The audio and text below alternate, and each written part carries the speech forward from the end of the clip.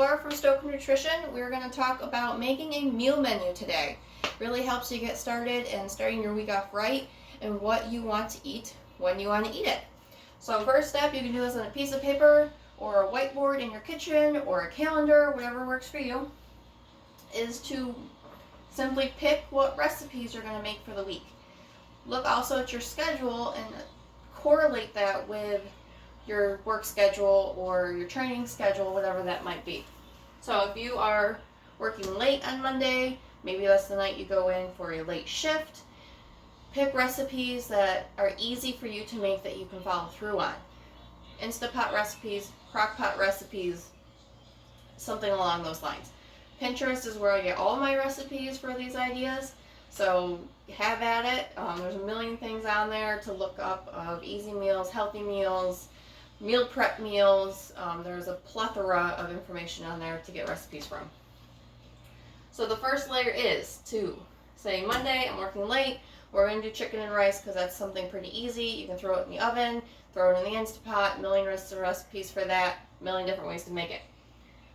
Depending on then the weather, right now we are seeing 90-degree days and it's something I'm not turning on the oven and I don't want to cook inside. So I will pick out what days we're going to be grilling. So for burgers, grilled asparagus, things that you can grill outside and already pre-plan where you're even going to cook these.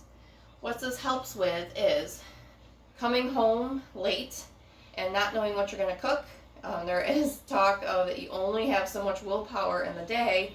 By the time you come home and you've used up that willpower during the day, having this already done and decided for you takes that relief away of, yes, this is what we're going to cook.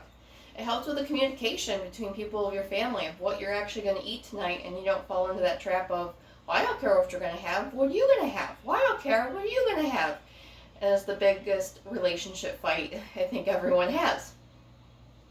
It also helps you do the next step. Is like once we get used to making this meal plan for the week, how can we make it one step better? Is our burgers then going to be a turkey burger over a hamburger?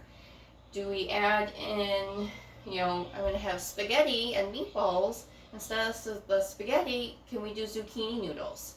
It will help you with your grocery list when you go because you know exactly what you need to eat for dinner and what you need for dinner. You're not just going to pick up the random junk and throw it in your cart and either have leftover food, too much food, or meat that you don't want.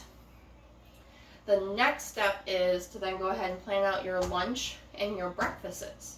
So breakfast in this household, we will make a panned omelet that changes every week of the ingredients, but still under the same idea of it being baked in a casserole pan. We cut it up in pieces and that's what we have Monday through Friday. Lunch, we will make one extra lunch right now because one of us is home eating lunch at home, so we have more freedom to cook and prep that. We will make one lunch, so if we don't have leftovers for dinner, there is a lunch to go with us. So we're not then running out and getting McDonald's or Burger King or whatever is close to lunch, or just throwing in a peanut butter and jelly, which does sometimes happen. So we plan to make, there's 4 of us in this house. We'll make 6 burgers. Those burgers are then used for the next day's lunch. If for some reason the kids go ravenous and eat all the leftovers, then we still have that nice healthy lunch option.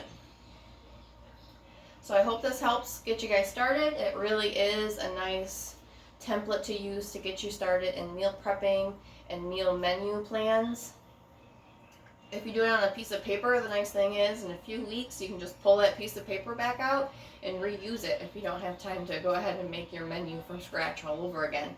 And you'll find that certain recipes work best and you'll kind of repeat them over and over again. So if you're ever looking for private nutrition coaching, you can hit me up on my webpage, which you can find in the comments below, and we can talk about getting you started with a precision nutrition curriculum. It's a really great resource. And if you're looking for any other tips, go ahead and place a comment and I can do a little video on it to get you started. And keep looking for more meal prep and menu ideas from Stoker Nutrition.